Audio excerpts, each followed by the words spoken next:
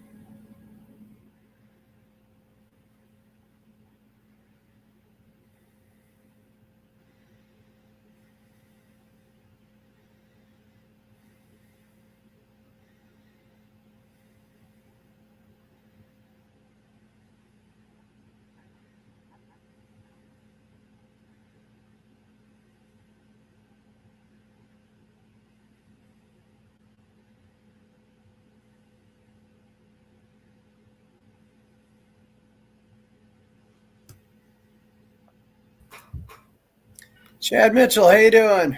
Hey, Chris. Good to see you. It's good to see you too. Yeah, thanks for showing up. I'm sorry. We had some folks stop by that we hadn't Oh seen in a yeah, while, and yeah. Where are you? I said, where are you about now? I'm in Austin, Texas. I'm woefully inept at this, so I'm hearing what you and I just said like 30 seconds ago. Shut down some other apps if you have other apps Oh, okay. open. Yeah, it'll create feedback. Yeah, There we go. Are we back? yeah, we're back. Yeah, Oh, good. Yeah. So I live in Hagerstown, Maryland, um, and yeah. And then you said you were in Austin. yeah. I'm in Austin, Texas. Yeah. Oh, very cool. I gotta Where? admit, I loved a lot of the stuff that you would post on Facebook a few years ago, even though Yeah. you ruffled some feathers, and then you sort of bowed out and said, "Yeah, I don't want the drama anymore." I don't want to go into that, but yeah, Mm. I know exactly what you're talking about. Mm-hmm. Well, when's the last time you saw Hev? I are there other people on, or is it just us? Just us so Oh, far. okay. I gotta admit, and I kind of over posted about this. So we, I would see him every year or two. You know, going back to when I graduated. 87. I mean, I guess when I was in college and grad school, I'd probably see him yearly. Um, and a few years ago, they started to get a lot more difficult to contact him, and he wasn't returning my calls. I even tried writing him. I figured, he would answer a snail mail letter, and I never heard back from him. So it's actually been a few years since we've been in touch, and I feel bad about that.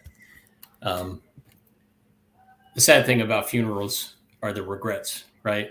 And I actually had on my list of things to do something that I wanted to try to call him about. It was a historical thing that I saw in an old family album, and I thought, oh yeah, Mr. Vitalie, he would know something about this. And yeah, so that's one of those regret things. Is yeah, I never got to it. But how about you? How often have you been in Cheryl touch? Caulfield's here, the formerly Cheryl Fleming. So how are Hey, you, Cheryl. Cheryl? I don't think her video is working, but she's here. So yeah, there's always those regrets, when you don't. Hello. Hello, Cheryl. How are you? Hey, Cheryl. Cheryl enjoys going live. I put that picture up of all the class. Yeah. Doing great. How are you? Yeah. Cheryl, were you the only? I did. I'm in a car heading to South Carolina. Hell How no. many of the Flemings have Mr. Vitalie, by the way, How you guys doing? as a teacher? How many of the Flemings had Mr. Vitalie as a teacher? Yes. The Flemings? Bob definitely did. You're breaking up. I think all three of us, me, Missy, and Bobby, I think all three had him. Oh, yeah, that's right. And then the two younger ones couldn't have had him because he was retired by then. But yes. Yeah. Well, and you, Chris, when was the last time you spoke with him? It was actually about a year ago. He actually showed up at my brother's funeral. And he was one of two teachers that Michael and I both had.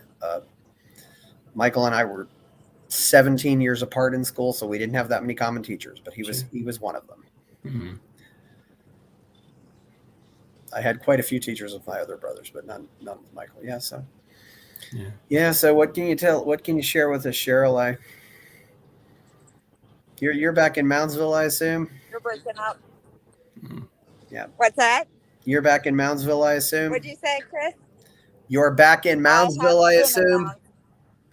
Yeah. Yes, been in Moundsville, but right now I'm in South Carolina for vacation. Oh yeah. Have fun, yeah. The rain. Yeah, the rain's probably not helping. Yeah. Moving's not always helping, but yeah, so taking the kids down there. Yes. Oh, I see somebody. Yeah. They're back there.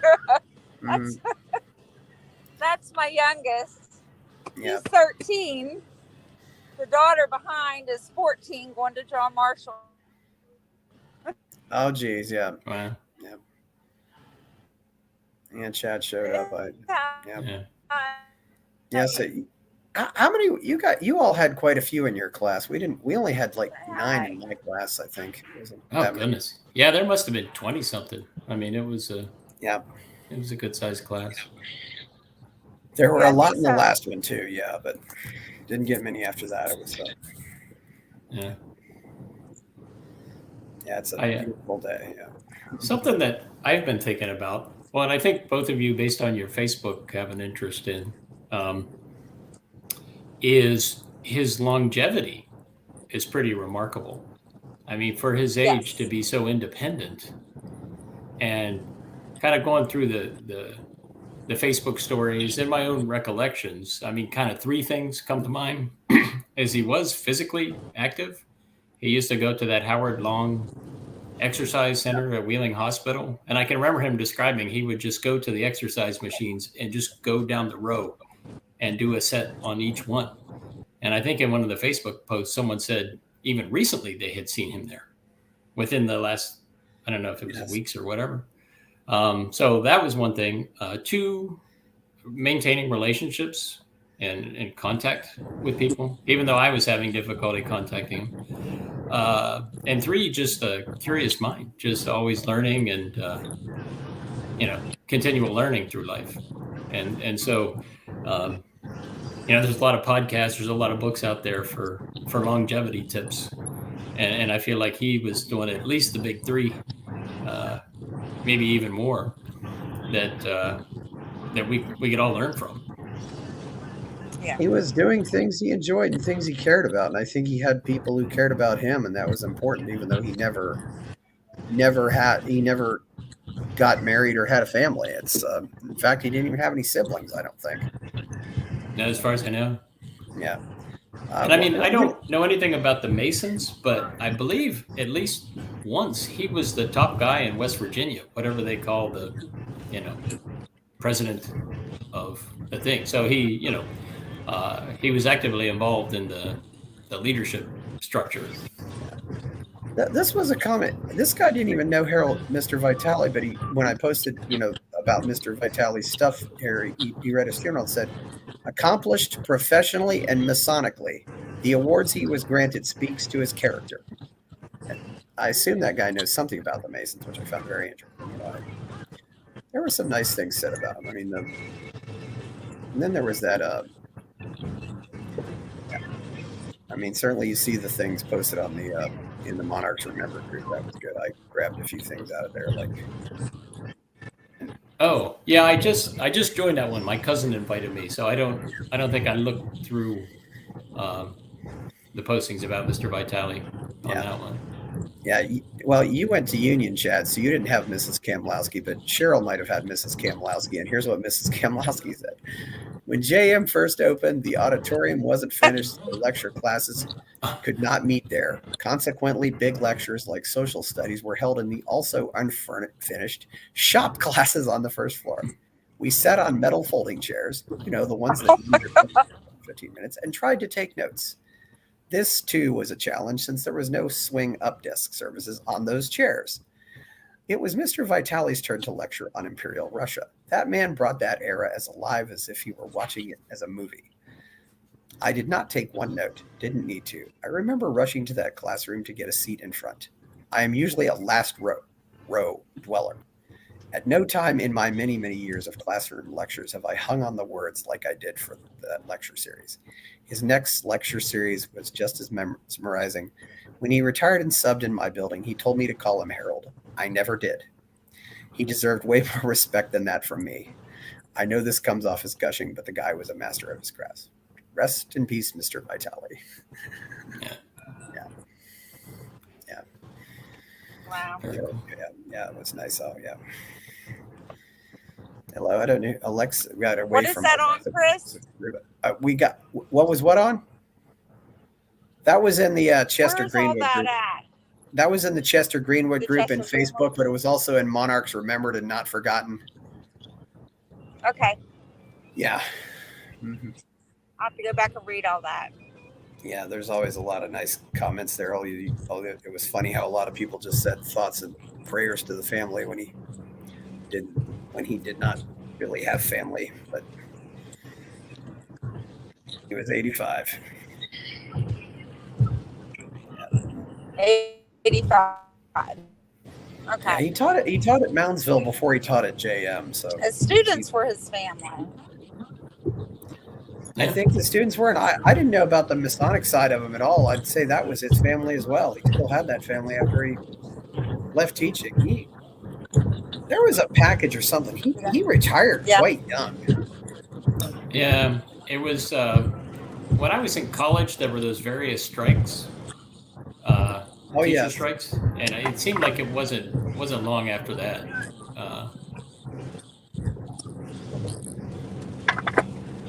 Yes. And I think, he definitely lived within his means. And so I'm sure he had the ability to retire early and do just fine. Yeah, and if people save up enough, you don't know what they could be putting money into real estate or something like that. I don't know what his situation was too, but I think he probably basically stayed in his parents' house though too, didn't he? So yeah. If that was the case, he had a house that was paid for and all that stuff. So yeah. Yeah, he was a simple guy. I think I can imagine he probably had a sizable budget for books. His used ones. I remember him saying in high school, so this is the late 80s, 6 figures in the bank. He was talking about himself. So, to put away that kind of money back then, like you said, living in a paid-off house and shopping for bargains. And only had to take care of himself. Right? Yeah, no family to have to take care of. So that's one thing I'd be curious about seeing. I'd like to see what kind of books he got a hold of. I bet he had some real good stuff there. Oh, absolutely. Yeah. Yeah. Who was taking care of that? That's a good question. Someone commented that Mr. Kakich, or there were a couple of other teachers that he had been close to. So maybe, cleaning out that house, because I think he was holding on to a lot of stuff. Stuff from family stuff, and a lot of that stuff. There's often a story to it, although you may not have the slightest idea what the story is. Oh, right.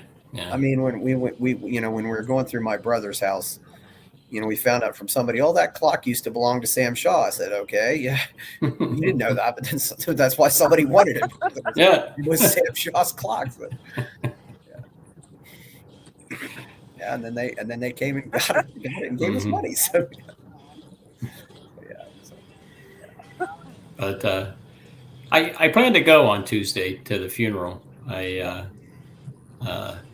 It's only about a 4-hour drive, so it's it's a doable thing, and that's great. I if I was that far away, I'd probably go too. So should be nice, yeah. I can't go. Yeah. That's the hardest things when you already have something planned, right? When you. What, sweetie? Yeah, you've already made plans to do a vacation or something like that. And you do. Right. You can't drop the plans, especially when the plans involve other people, involve family. It's reservations and everything. Staying at my sister-in-law's. Yeah. Nice. Yeah. When Dad died, we got this note. Where we don't have to spend as much money that way. Yeah. When Dad died, we got this note. After like a week, said, "Oh, we were on vacation. We didn't know. We didn't know he died." But then they're because of course they're out of town too. They weren't reading the obituaries, so. Yeah, my father passed. It was like that. You want to do something in a timely way, but trying to keep everybody informed is really difficult. Someone gets left out. Yeah. Did you make all the phone calls, or was that how many siblings you got, Chad? I have 2 older brothers. I don't think either of them had him for class, although. Maybe my middle brother did. Yeah. Those deals where there was like seminar and then there were labs and lecture. Oh, yes. So maybe he just had him for lecture, but not for seminar or something like that. But one lives in Columbus and one lives actually in McMecken. Yeah, because he taught history honors to mostly juniors, but then he taught some other social studies classes to I think mostly to the sophomores. Yeah, I had him twice. So I had him for whatever the general. Oh, that's what it was called. World cultures. World Cult. Oh yeah, you had him for World Cult. And because he would over enunciate things. World cultures. So yeah, I had him for that as a sophomore, and then as history honors or whatever we called it for junior year. Yeah. So yeah, I was especially lucky.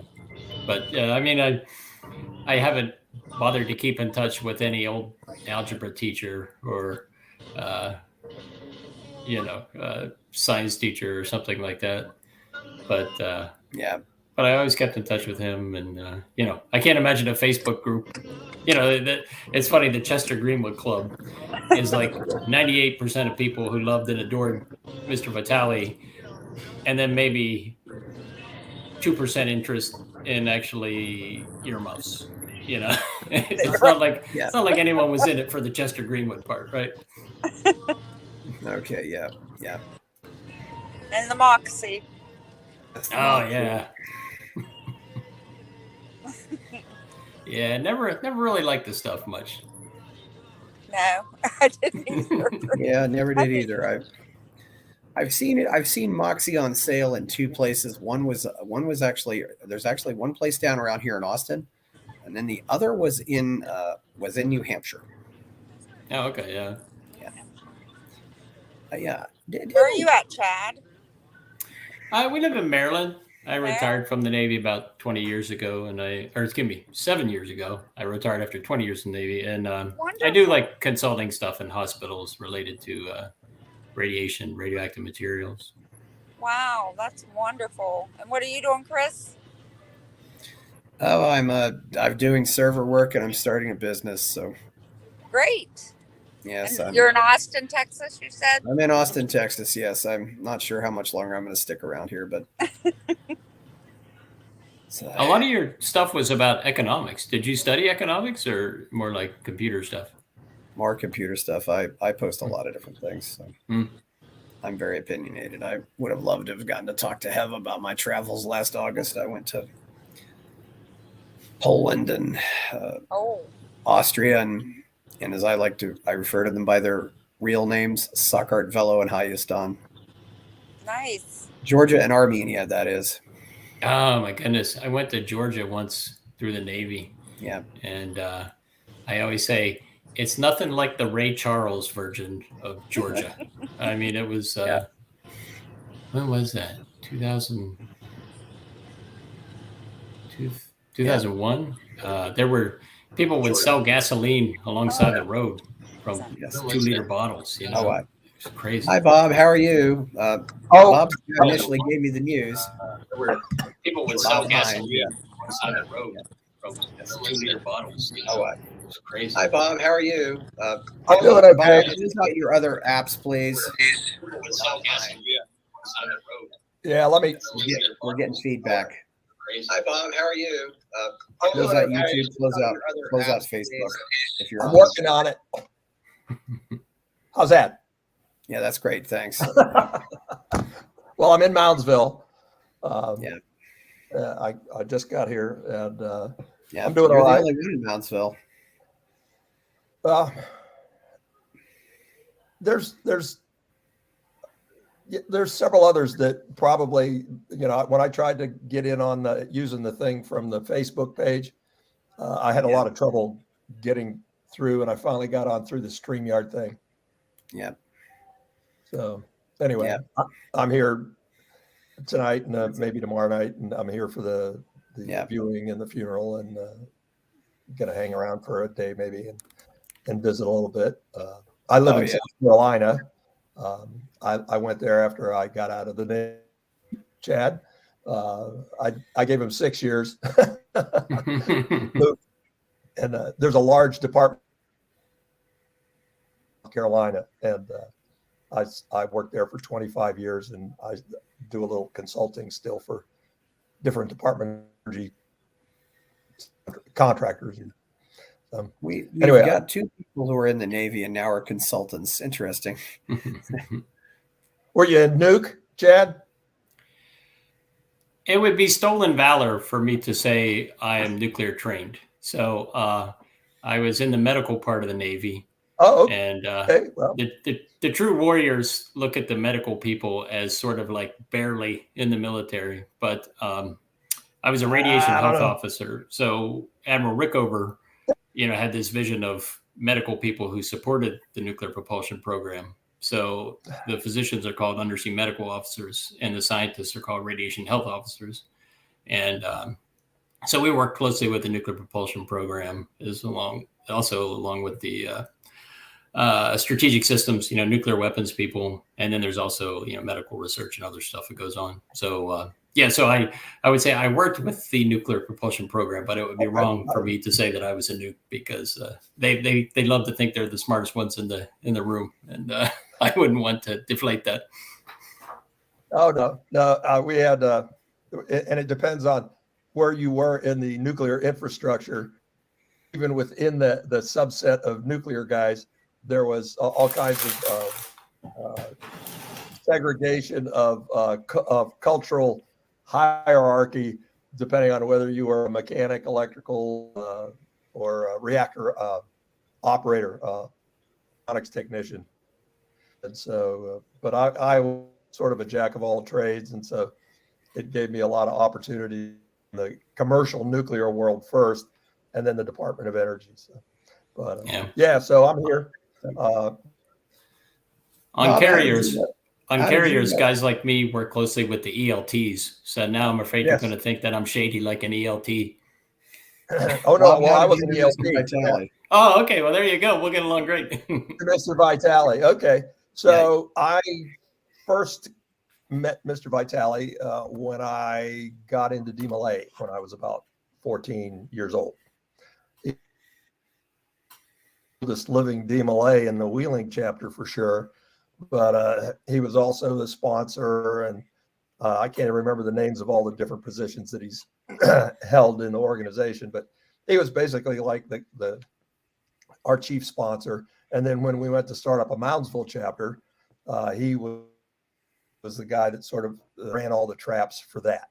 And then when I got into high school, I took that class, a class that he used, and I remember the textbook was U.S. News and World Report, and so that was an interesting opportunity,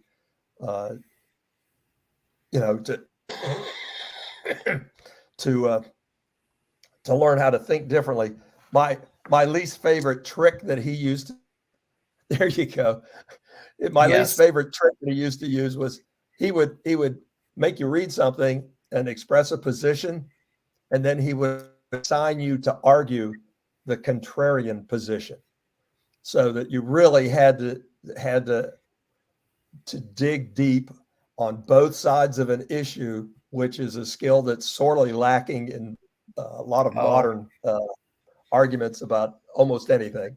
And so as far as critical thinking skills, I credit any analytical skills, critical thinking skills that have served me well, both in my personal life and professional life, to Mr. Vitalie, and not only from taking his class, but from knowing him personally in DMLA, and sustaining a friendship over the years. So.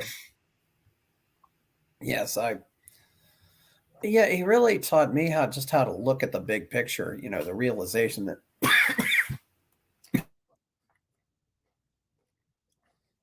the realization that there could be multiple sides there, and there might not even, and there might be even more than two sides.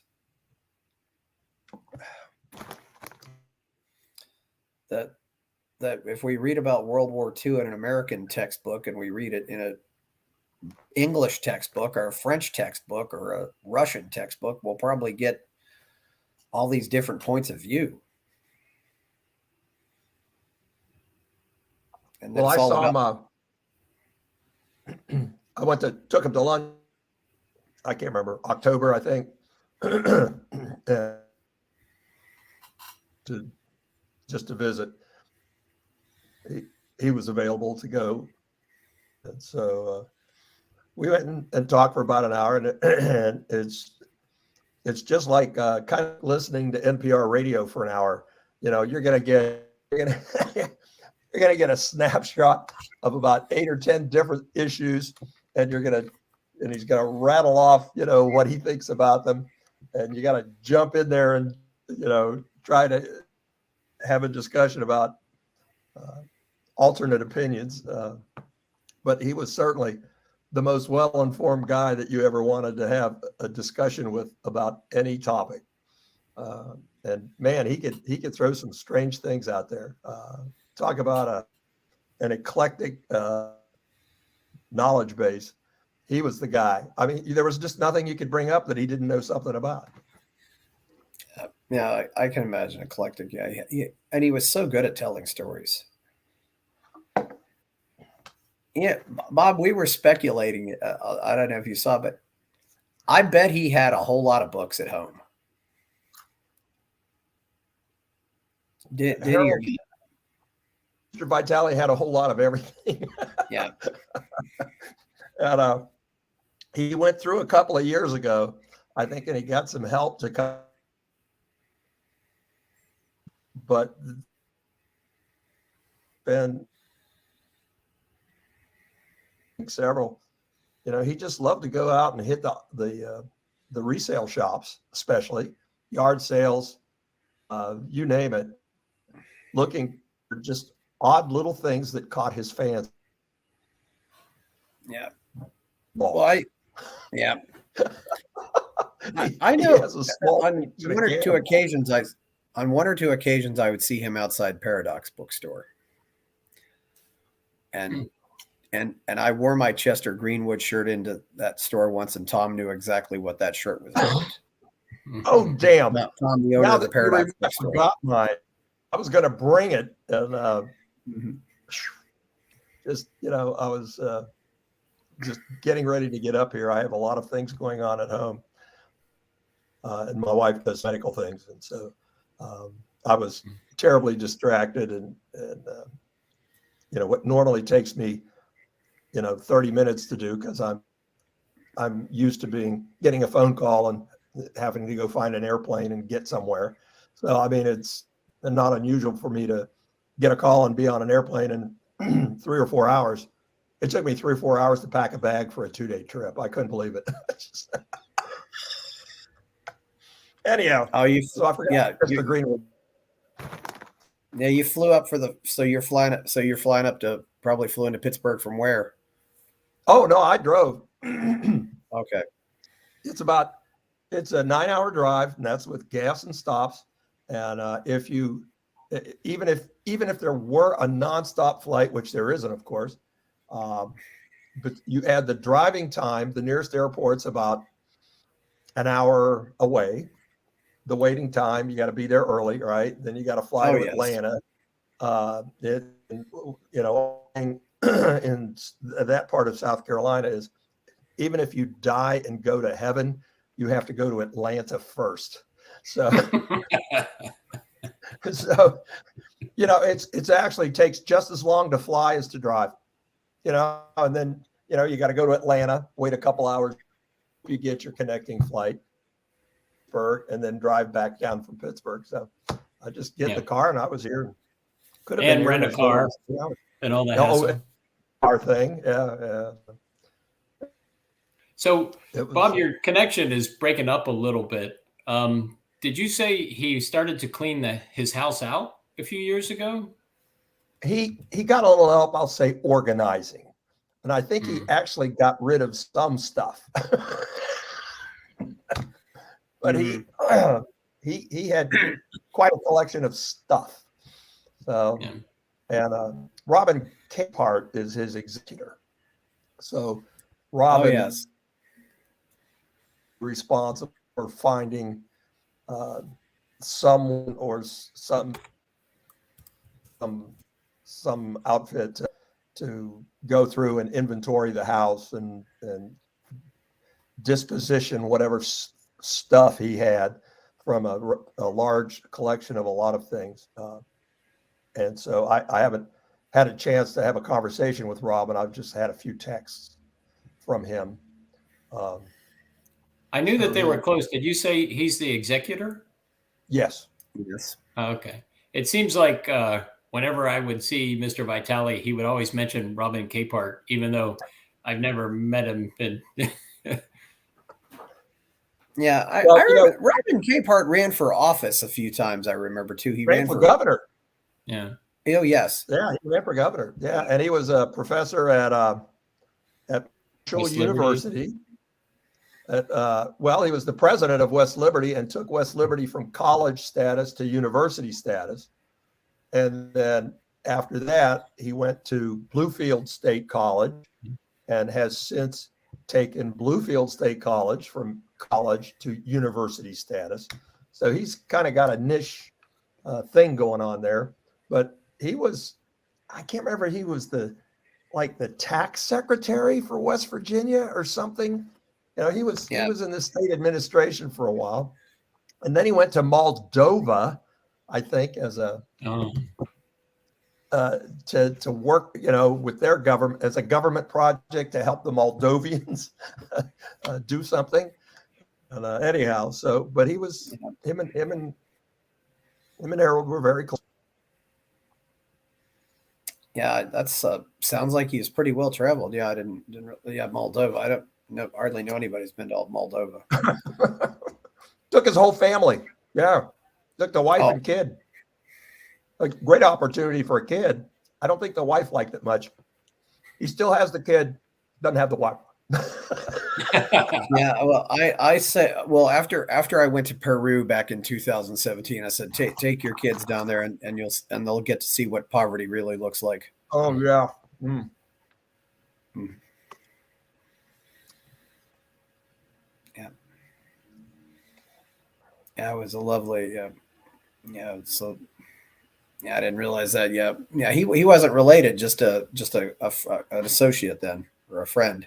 Just one of the D-Malay guys, John Marshall alumni, and one of the honorary Chester Greenwood club members. That didn't actually start till, I don't know, a decade after we graduated, something like that. Yeah. I've been fine with a few people coming in who at least are fans. I don't know, maybe more open about it now that he's gone. But it was one of those things you kind of had to get it. I don't know what inspired him to start that, but it was Dick another opportunity. He used it as an example of for American innovation, and that spirit of entrepreneurship, and it was a good example of that at the time that it occurred. I'm not sure if you'd have to go on. What is that show with the sharks? You go on. Imagine Chester Greenwood Shark Tank. Proposing, earmuffs to the Shark Tank bunch. Yeah. Here was an interesting commentary from Don Clegg, who used to be a sports writer for the Wheeling Papers. Sorry to hear of his passing. One of my favorite teachers. His father, also named Harold, but he went by Lard, coached Wheeling Post 1 American Legion baseball for years and won 4 state Legion championships.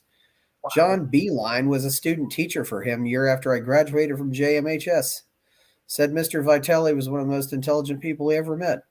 R.I.P. Mr. Vitalie. You impacted a lot of lives. I didn't realize, that I didn't realize the John Beeline connection either. That was certainly interesting to see. Huh. Who was, used to be basketball coach at WVU, and now I think he's basketball coach at Michigan or some school where he's getting paid more money. But yeah. Not an athlete, kind of not a sport follower unless it's motorsports. Yeah. I'm a motorcycle guy, so I follow motorcycle racing. That's about it. Yeah, I didn't really see Mr. Vitalie interested in sports. We and some of us. I remember the shock when we heard Mr. Vitalie retired, and we heard Lenski as the new history honors teacher. Of course, who was the football coach and who unfortunately is also no longer with us. But anyway. So Bob, you'll be at the funeral then? Yeah, I will be at the funeral, and I'll be at the viewing tomorrow night. There's, I think Jim Wallington. I don't know if you know any of these people from 71. Wallington, Lee Streetman, and then Randy Suter's coming in. Rex Lazier lives in Wheeling. He was a physician. Actually, he was in emergency medicine at OVGH. I can't remember, but he was a doctor in a trauma center here in Wheeling area for, since mid '80s. I guess it would have to be, yeah, about the '80s, because it takes you 12 years to get to be a doctor anymore. So, or at least 8 years plus residency and all that. So, and Randy and John Pulaski just lives down the street from where Harold lives, and lived, and a few others from class of 71. But Lee lives in Maryland. He's driving over from Maryland.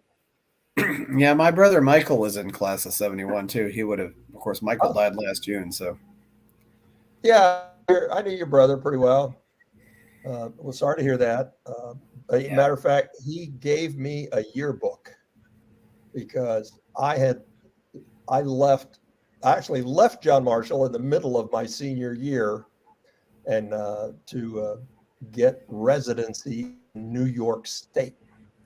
So I graduated from a high school on Long Island with what they called a Regents diploma, and you had to that was one of the gates that you had to pass through in order to get any kind of scholarship or even consideration for admission at a place like Cornell.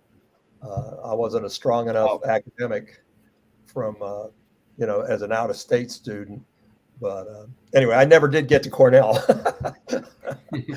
But I got caught up in my parents' step-parent, actually, mother and stepdad, got caught up in their personal issues, and ended up leaving home. As soon as I got out of high school, I moved in with some pals, and then joined the Navy after that, so I could feed myself. Yeah, being moved during your senior year of high school, I think that's worst thing. Yep. Probably the worst time you could do it to a teenager. But moved on my birthday, put everything I had in the back of a '63 Mercury Comet, and headed to New York. Not New York City, but past New York City. But it was an interesting experience. Anyway, I stayed and then I went to the West Coast for many years. But as soon as I came back to South Carolina, which was in '82, I made a trip up to Moundsville at least annually, and since in the last few years, I don't know if you knew John Chase. Okay, he's an attorney. Yeah, he was. John passed away about a year and a half ago. He passed away January of 2022, and we were pals, and so he was very ill. Had cancer of the spine, and so he was bedridden for like 2 years. It was not a very good thing at all. And so I would come up about once every 3 months, and spend a day with John. And so and so did Mr. Vitalie. He made a special point to go over and sit with John and visit. So he was really generous with his time that way. And but I've been a strange connection. But when I was in 6th grade, one of my teachers, Mrs. Snyder, she was from Moundsville. Somehow she knew John Chase. Oh. And I had at some point said I was interested in being an attorney, which never worked out. But she said, "Oh, well, you can shadow this young guy." And that'd be John's dad. Yeah, John's dad. 10 or 11. Oh, I remember him being a young guy, like he was in his late 20s or something. Oh, well, how old? What year was that? Like 81. Okay, yeah, that probably would have been John. Yeah. John. So you guys would have been in your late 20s. what's his name? Kessler, Jeff Kessler was also in the practice there in Moundsville. There's a Jeff Kessler and there's a Chris Kessler. I think they're brothers. One of them was assessor for a while, I believe, in Marshall County. I think Jeff Kessler went on to be like the president, or in the House of Delegates too, possibly. Yeah. John was an attorney, and then he went to California for a few years, and he didn't like that, and he came back, and he was like a magistrate in Moundsville or Marshall County. I'm not sure, but he was a man for many years, and then he had his own law practice as well. There's no magistrate in Moundsville. It's Marshall County. But Marshall County, okay. Yes. Yeah. I think it's all counties in West Virginia. So it was on J.K. the fourth. His dad was J.K. the third. He was the guy that did the trials where they would have to decide if you put somebody in a mental health institution. There's some kind of board that makes those decisions, like if you were in jail and they had to decide whether you were to go to jail somewhere or to a mental health institution. John's father was in some kind of a position to make that decision. So that was he was quite a character in his own right. And of course, JK's grandfather, who was actually JK the second, he was an attorney in Moundsville. So they were quite the institution. The Chase family was quite the legal business. But, yeah. Bob, what are some? Do you have any good stories from your class days, or not? I mean, no, not really. I mean,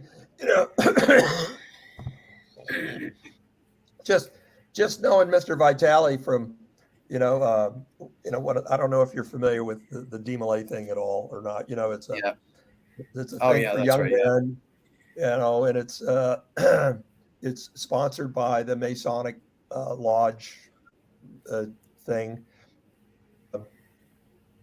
and so they have rituals that they do for worship and for Mother's Day and for other things, and it's not really a religious thing, but anyway, so you have to, when you have these different ceremonies, you have to memorize a lot of stuff.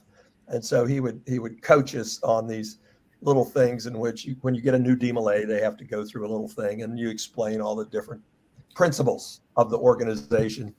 And he was a coach for that. He was a man of many talents. But as a teacher, he was just so fascinating. I've read a lot of the online comments, and they're all right on mark. Is that he just seemed to have a way to get more engaged with you and made you feel like another adult rather than a student being told something. He definitely, I mean, I'm sure I have forgotten, sometimes you forget the things that are bad. I remember a lot of high school education, especially, is about just memorizing crap. And that was not what Harold was about. That's not what Mr. Vitalie was about. He really wanted you to be able to think and analyze. And so that's all I can really focus on is his ability to connect with students as individuals rather than just another student in a seat. Or at least he did that for me. So he did that for a lot of people. I can imagine the kind of impact he had on the young men in DMLA. It's probably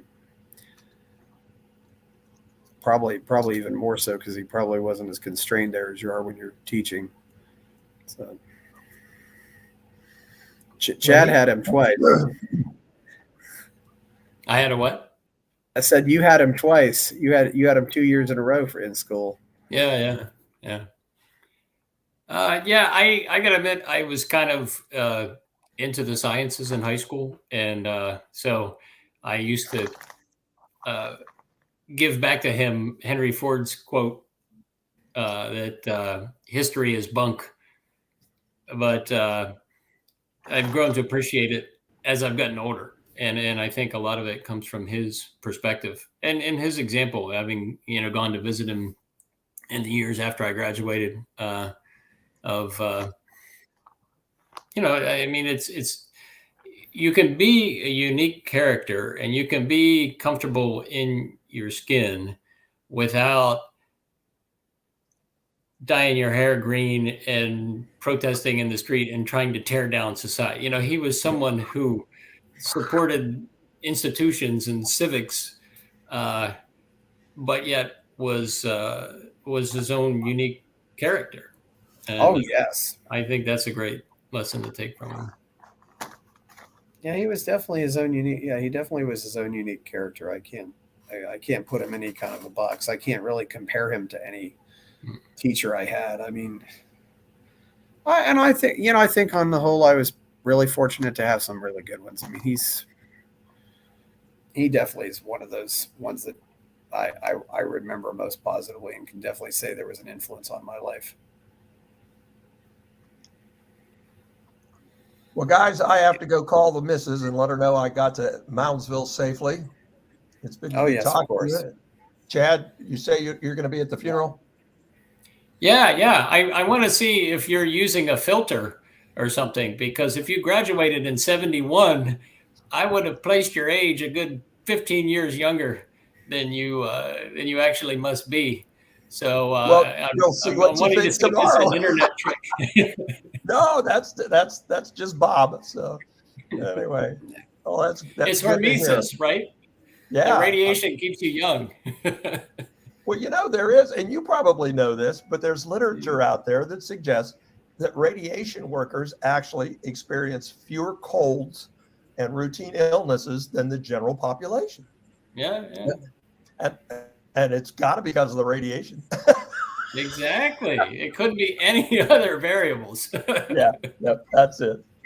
All right, guys. Could be. So it's working out pretty well. Yeah. Chris, thanks for doing this. Thanks for coming on, Bob. And you were the one who tipped me off. Although I wanted to wait before I got it. When Tanya posted, I said, okay, well, that's done. And Tanya's aunt of Remington. I don't know if you know Remington, but he's involved with the Masons too. So, well, the way I found out was Randy Suter. Yeah, he was another attorney, and he's retired. He lives in Charleston. He has like a nephew-in-law or something, and that kid's mom had a close relationship with Mr. Vitalie somehow, and so there was some local connection that they called somebody and told him. But I was kind of waiting for hoping to see an obituary or something before I got too many people alarmed. But we had enough Wheeling contacts to verify that he had. Well, I checked with Dave Parsons, who's works at John Marshall now. I'm not sure if he's a teacher there, but I figured once this gets into the teacher network, it'll go pretty fast there, and they won't. I even asked, and I even sent a message to one of Mr. Pettit's daughters. Said, hey, I heard Mr. Vitalie died.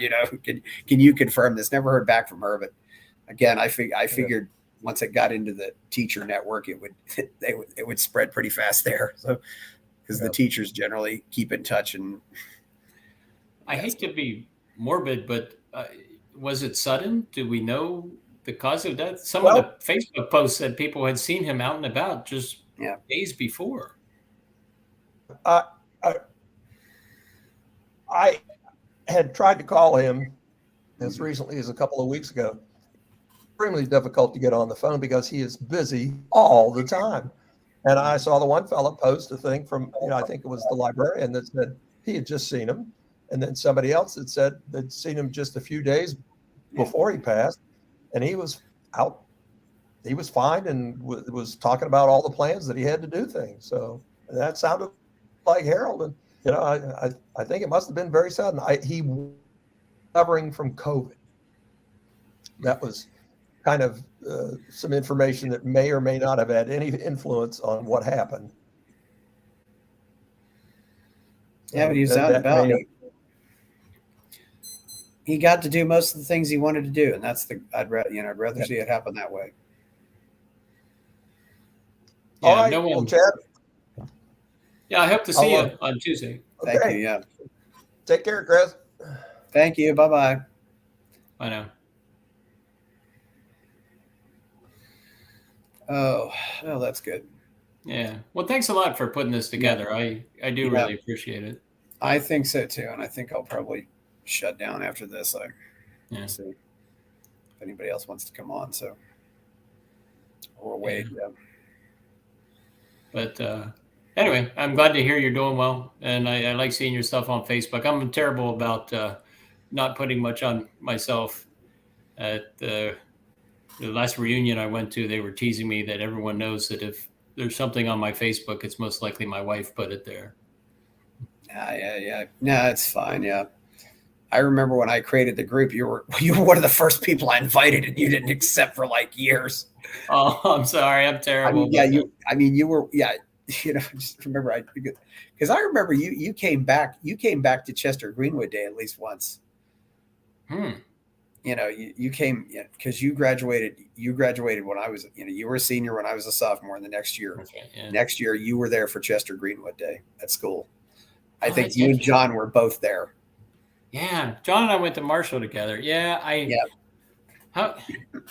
So I'm embarrassed. It would be December, right? December 21st. Yes. Yeah. I guess that's what it was. We were on a fall break or something. Yeah. Well, you'd have been on the extended Christmas break that you usually get at college. So. Right. Yeah.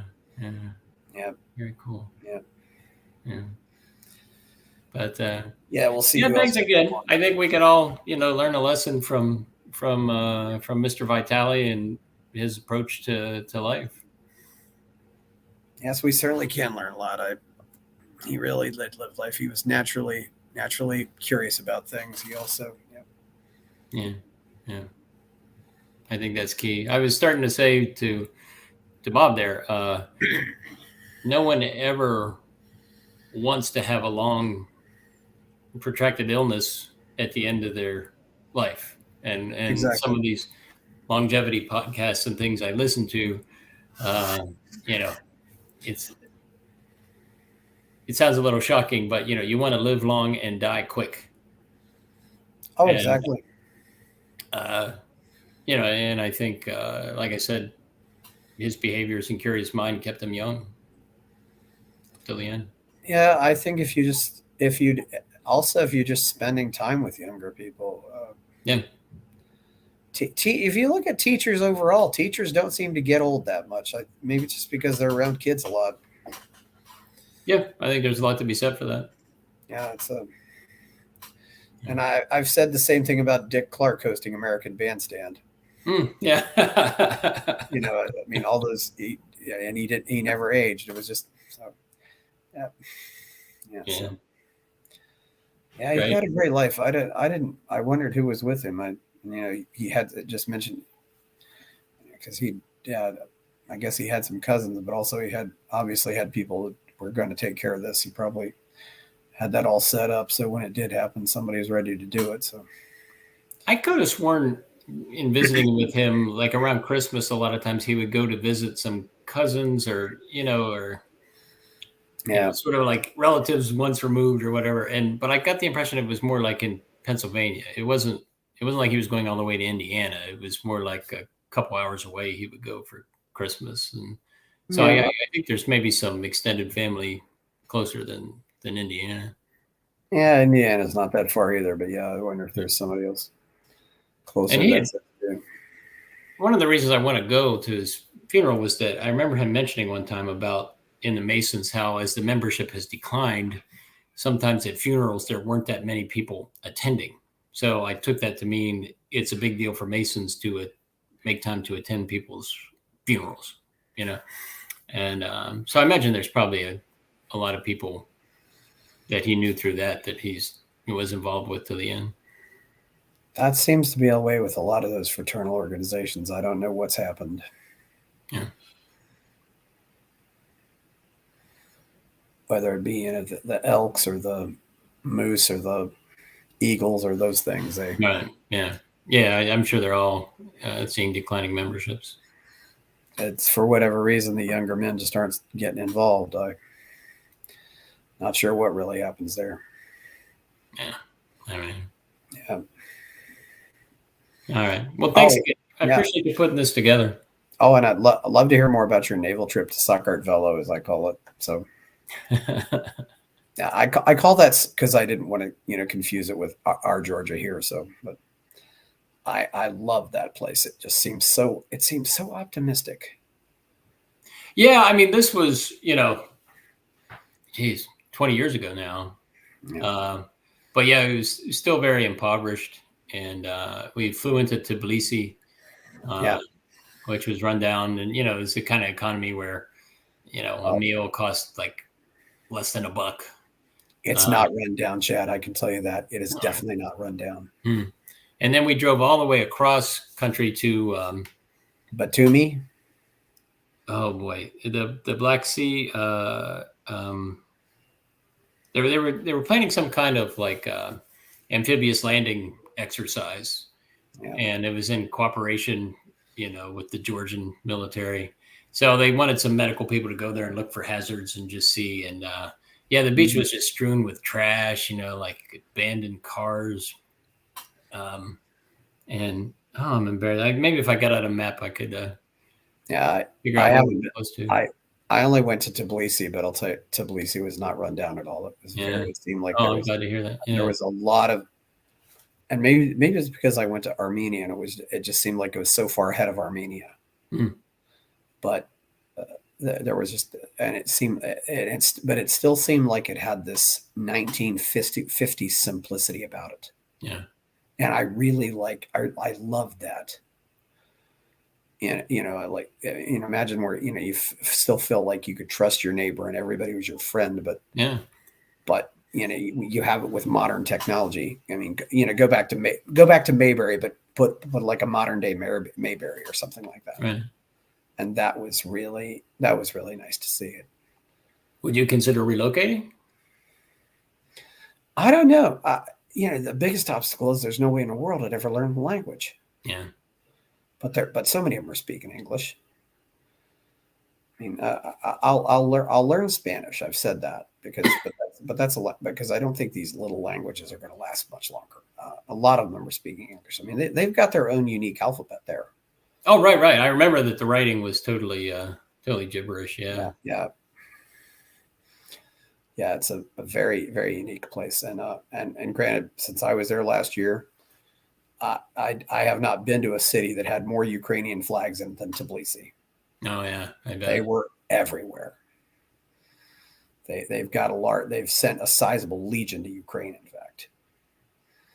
And I can't remember what their currency was, but I mean, was everything Lari? Yeah.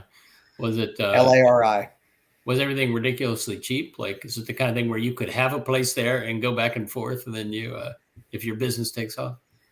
I wouldn't say it was ridiculous. I wouldn't. It was cheap, but I wouldn't say it was ridiculously cheap. Oh, okay. Yeah. I had an Airbnb in Armenia for $65 for 3 nights, and it was a nice one. Oh, okay. But I think it's a little more expensive in Tbilisi. It's definitely. One thing is interesting. Rental cars. You could get rental cars for like $20 a day if you'd like gotten one of those. And some businesses they're really supporting. They're really just letting. I think they're just letting people do. It seems like they've really let the market go, and they don't want to go back to communism there. Yeah. They want to move forward, and they want to. There were a lot of shirts on sale that says "I'm Georgian, therefore I'm European." They really. Still, there's still no super highway infrastructure in those towns, but yeah, they're pretty buildings were all nice. Nothing seemed like it was run down. It's the only thing interesting is they still basically let dogs live on the street there, which I found interesting. But they actually do give all the dogs on the street shots, and they put a little tag on the dogs so they've been given shots. And the dogs were all friendly, and Freedom Square almost felt like something out of Manhattan. It was so bustling. Wow. Yeah. Yeah. You may need to go back. Yeah. I definitely recommend it. Biggest drawback is it's not easy to get to. You're probably, I mean, if you go there, okay, you're from Hagerstown, so you'd probably go to Dulles. You'd probably go to, you'd probably go to London or someplace. You'd probably have to go somewhere else before you went to Tbilisi. It's way out. Yeah, at the time I was living in Naples. I was stationed in Naples, but we went Zurich to Tbilisi. Oh, I can imagine Naples was absolutely amazing. Yeah, it was a good time. As anything Italy would be, because I flew a lot of times also because of the way the timing is a lot I flew into Yerevan. I flew out of Tbilisi, which is, flew into Armenia, flew out of Tbilisi. Actually my Airbnb host actually hooked me up with a driver who drove me from one to the other, which was about 5 or 6 hours on the road. But I flew from Vienna to Yerevan, and that was one of the few direct flights from Europe. And I flew back to Warsaw, and that was one of the few direct flights out of Tbilisi. There's not a whole lot of options out of there. It seems like Georgia is pretty close to Poland, though, for whatever reason. Maybe it's because they both don't like the Russians. Yeah, exactly. The enemy of my enemy. Yeah. Armenia is completely on the other side. Mm-hmm. They at least are friendlier to the Russians because they still absolutely positively hate the Turks. Yeah. A lot of really, really old animosity in that area. That was another thing too, though. If you want to go see some old religious buildings and see these old shrines, and some of the places really amazing. There's a place in Armenia called the Garni Temple, and it looks like an Armenian version of the Parthenon. And then there's this other temple called Geghard that was built in the mountains. It's they got a lot of interesting religious stuff there because these were some of the first Christian nations in the world. They're very, very old. That's probably the closest I'm ever going to get to the Middle East. I don't think I'd want to go in anything more crazy than that, or any places that were crazy. I might consider Oman, but some of these other places, they don't like Americans at all. Yeah. It's dangerous when you stick out so bad. Well, we don't even have diplomatic relations with Iran. I wouldn't go to Saudi Arabia. I wouldn't go to Dubai. I wouldn't go to Jordan. Certainly wouldn't go to Iraq or Syria. Yeah. I agree. Yeah, it's a beautiful place. Well, sounds like you got to go. So, yeah. Yeah, I better wrap it up. Sorry. Okay. Yeah. Well, it's fine. Yeah. Well, see you. Maybe we'll chat some other time if you're. I don't know if I'm ever in the DC area or anything. Yeah. Oh, I'd love that. Yeah. Hit me up. We'll get together. You take care, buddy. Yeah. If you're back in Wheeling. Yeah. Bye-bye. All right. Bye. Bye-bye. Bye-bye.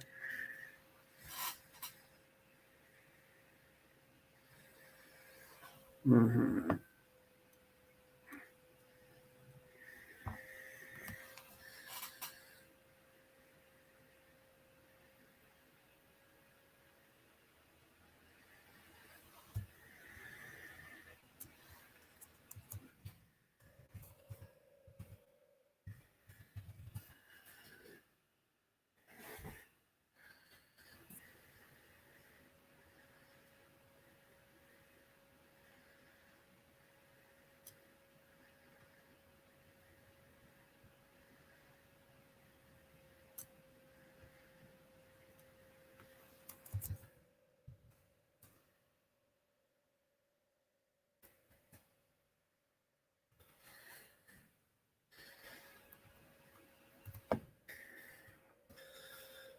Harold Eugene Vitalie, 85, passed away on June 1, 2023 in Wheeling, West Virginia. He was born on December 22nd, 1937 in Clinton, Indiana. He was the son of the late Harold and Ruth Hunt Vitalie.